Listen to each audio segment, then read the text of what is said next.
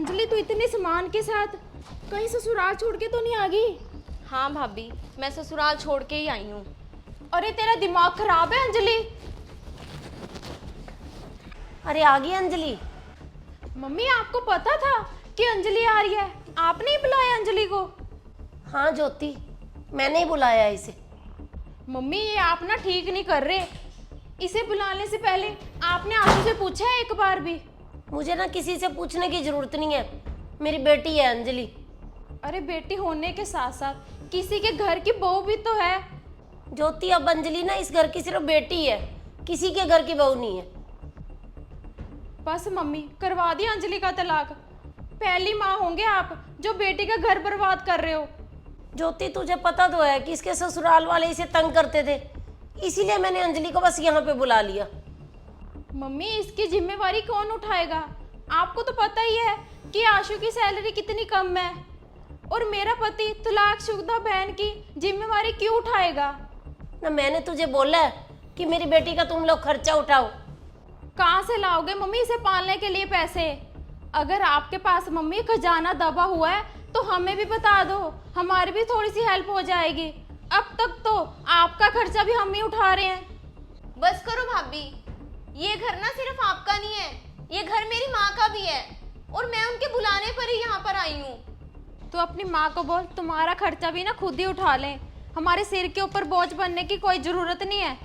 बस ज्योति, मेरी बहन ना किसी के ऊपर बोझ नहीं बनेगी। क्यों? कैसे? अरे मेरी माँ ने उसे इतना तो पढ़ा लिखा के इतना काबिल बना रखा है कि वो किसी के ऊपर बोझ ना बने। मुझे आज भी ज्योति वो दिन अच्छे से याद है। कोई बात नहीं मम्मी, आप चिंता मत करो। हम ना कहीं से पैसे उधार पकड़ के अंजलि की फीस भर देते हैं। अरे उधार तो फिर चुकाया जाएगा, लेकिन पढ़ाई लिखाई तो मम्मी जिंदगी के किसी भी मोड़ पे काम आ सकती है। हाँ बेटा। ज्योति आज तो तूने मेरी माँ और बहन के साथ बदतमीजी कर ली, लेकिन ऐसी गलती ना दोबारा मत करना। वो जमाना चला गया जब ससुराल से आई हुई लड़कियां भाई भाभी के ऊपर बोझ होती थी। अरे आजकल तो वो बोझ कम करने वाला कंधा बन चुकी हैं। अंजलि, कल मैंने तुझे एक इंटरव्यू के लिए भेजा था, तो क्या हुआ वहां पे? हाँ भैया, मेरी जॉब फाइनल हो गई है। अच्छा, अरे ये तो बड़ी खुशी की बात है अंजलि। 70,000 रुपये सैलरी है भैया। और भैया आपको ना अब चिंता करने की कोई ज़रूरत नहीं है। जो आपने मेरी पढ़ाई के लिए लोन लिया था ना, उसे अब हम दोनों भाई बहन मिलके उतारेंगे। और भाभी आप भी ना अपनी इस पुरानी सोच को बदल लो। वो पुराने टाइम की बातें हैं कि लड़कियों का कोई घर नहीं होता, 2 दहलीज होती हैं सिर्फ, एक मायके की एक ससुराल की। एक दहलीज को पार करके बेटी को दूसरी दहलीज पे जाना होता है, और अगर वो बेटी की ना बन पाए तो फिर मायके वाले बोल देते हैं बेटी पराई है, और ससुराल वाले बोल देते हैं कि ये तो पराए घर से आई है। ये सब बातें भाभी बहुत पुरानी हो चुकी हैं। आज के समय में तो लड़कियां आत्मनिर्भर बन चुकी हैं भाभी। ज्योति आजकल की लड़कियां ना कमजोर नहीं है, वो अपने पैरों पे खुद खड़ी हैं।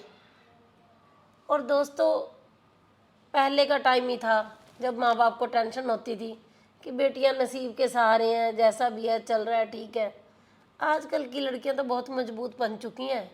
ये जो नए नए केस आ रहे हैं सामने, लड़के तो उससे शादी से भी डरने लग गए किसी को ड्रम में डाल दिया, किसी को सीमेंट में डाल दिया, किसी को आतंकवादियों ने मार दिया और किसी को पहाड़ से गिरा दिया।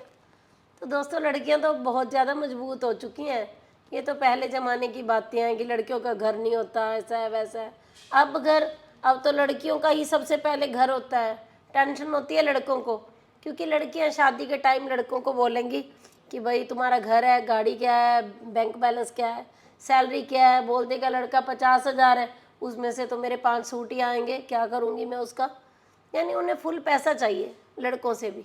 वो एक बिजनेस डील करती हैं शादी के टाइम, और वो डील के अंदर क्या होता है कि शादी के बाद घर कितना बड़ा है और घर में तुम्हारे माँ बाप हैं, यदि वो तंग करेंगे तो तुम्हारी गुंजाइश है अलग घर लेने की या नहीं है।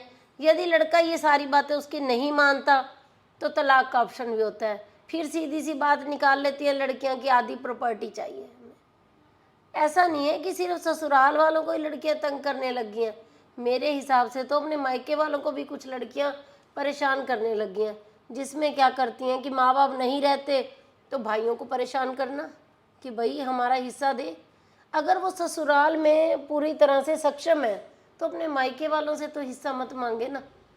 तो भाई मैं तो लड़कियों को ये शिक्षा देने के लिए ये स्टोरी बना रही हूँ कि अगर तुम्हें पढ़ाया लिखाया है, आत्मनिर्भर बनाया है माँ बाप ने, तो थोड़ा सा इस बारे में ज़रूर सोचो। ना तो अपने ससुराल को टॉर्चर करो, ना अपने मायके वालों को टॉर्चर करो। तो दोस्तों, आप लोगों को हमारी ये छोटी सी स्टोरी कैसी लगी? अच्छी लगी तो इसे शेयर ज़रूर करना। और जो नए लोग हमारी स्टोरी देख रहे हैं वो Manchanda family vlog, Anjali Manchanda, mister and Mrs Manchanda, Vanita Manchanda और आरव मनचंदा को फॉलो ज़रूर कर लीजिए। और एक बात और मेरी रह गई है कि लड़कियों को पढ़ाई लिखाई करवानी बहुत ही ज़रूरी है ताकि वो आत्मनिर्भर बने।